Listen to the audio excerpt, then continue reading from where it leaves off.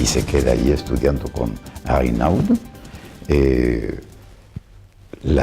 Toda la literatura y todas las culturas precolombinas, y es allí donde también comienza a traducir junto con Mendoza el famoso Popol Vuh, que había sido escrito únicamente en francés. Es decir, a él le impactó también lo de Europa, porque es normal, un país tan desarrollado, y él con esa gran capacidad y esa gran sensibilidad que lo caracterizaba.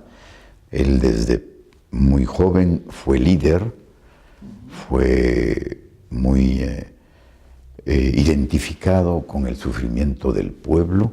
Su tesis, que ha sido muy criticada, pero hay que comprenderla en el momento histórico en que se hizo.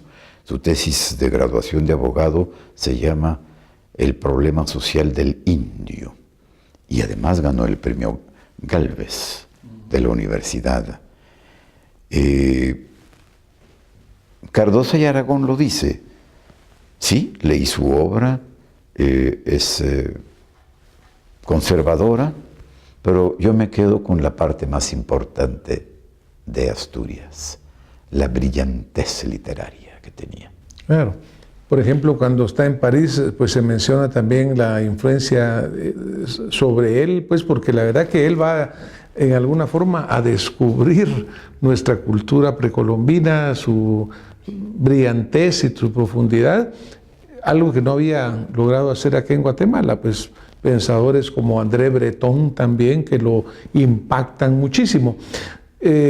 También se menciona que allá conoce él en aquella oportunidad o en esos años a Víctor Raúl Aya de la Torre, quien le causa a él un impacto muy grande en la parte, digamos, política, por así decirlo, ya que pues Aya de la Torre criticaba el imperialismo, hablaba en favor de lo iberoamericano, así lo mencionaba, y entiendo yo que esto le causa a él un impacto muy grande.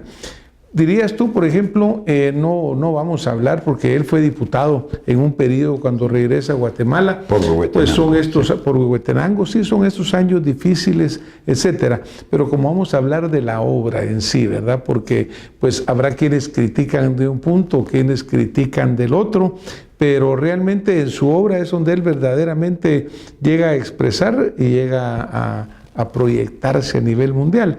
Aún en este momento hay muchos guatemaltecos que tienen una vaga idea de él, ¿verdad? Dice, como no, es un escritor muy reconocido, pero lo más seguro es que no conocen ni siquiera el nombre de la mayor parte de sus obras. Lo hemos visto, lo hemos preguntado a personas y eso se hace notar. Su primera obra, Leyenda de Guatemala, en 1930, y luego pues sigue El Señor Presidente, Hombres de Maíz. ¿Por qué es que no publica tan rápidamente? Tarda 10 años prácticamente desde que le escribe hasta que publica El Señor Presidente. Él me lo dijo, le costó mucho publicar El Señor Presidente, a tal punto que sabía página por página de memoria la obra. Le cambió nombres, se iba a llamar Tojil, el dios de la muerte y de la guerra, en nombre, haciendo alusión al Señor Presidente. No lograba publicar la obra. Era muy difícil quizá, y también porque usaba un estilo muy original que se llama la gitanjáfora. Es una manera de hablar aparentemente incomprensible. Alumbre, lumbre de alumbre, luzbel de piedra alumbre sobre la podredumbre. Ese juego aparentemente sin sentido, fíjate que se lo leyeron a una serie de personas que no poseían la lengua de Cervantes, y todos chinos, japoneses, vietnamitas, ingleses, franceses, dijeron que se trataba de una escena de terror y de miedo y de miseria, y eso era. Entonces quizá fue difícil en ese momento y no lograba publicar la obra. Aquí, por supuesto, era imposible. En México, muy difícil.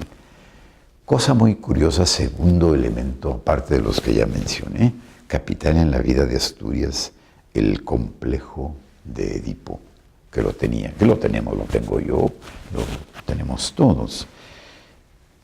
Su madre lo admiraba. Basta leer las cartas que le escribía a ella. A su padre le decía don Ernesto. Y a ella, como está, la trataba de usted, como se estilaba en esa época. No la tuteaba.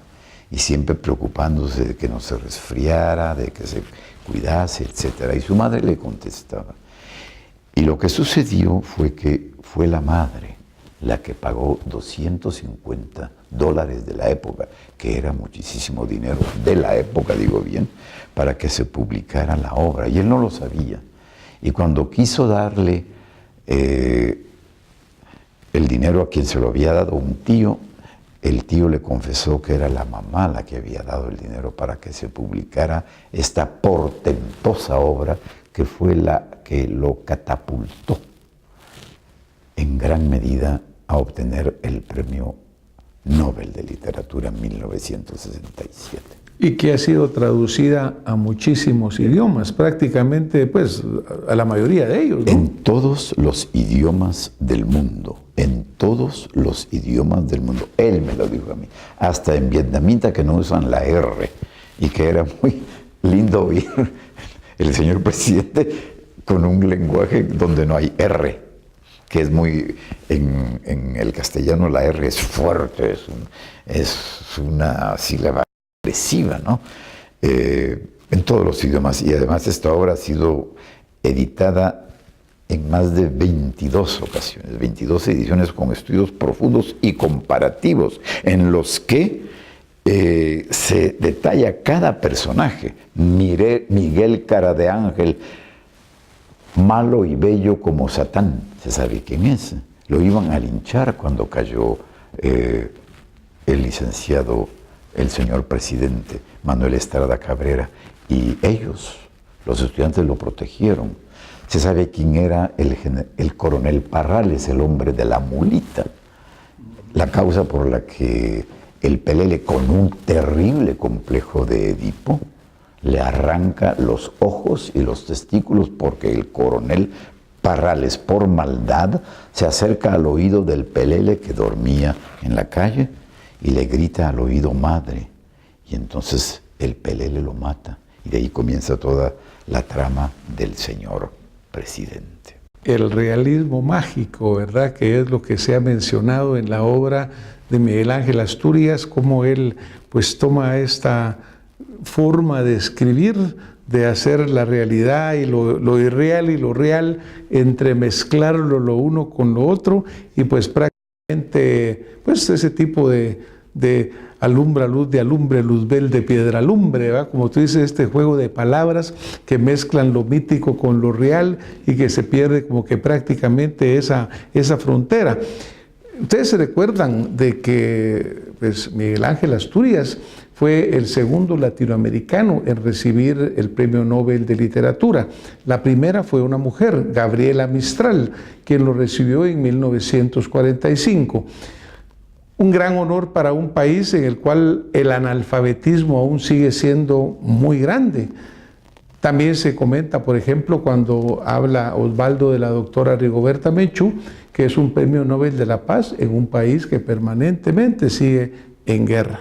Miren, hoy vamos a tener que irnos, Osvaldo, porque la verdad que tenemos una agenda muy grande contigo, pero yo te quiero invitar, y a ustedes que nos están viendo y escuchando, a que nos acompañen el próximo domingo, porque vamos a seguir platicando sobre Miguel Ángel Asturias, su trascendencia para Guatemala y lo orgullosos que nosotros somos de nuestro país. Buenas noches, nos vemos el otro domingo. Gracias.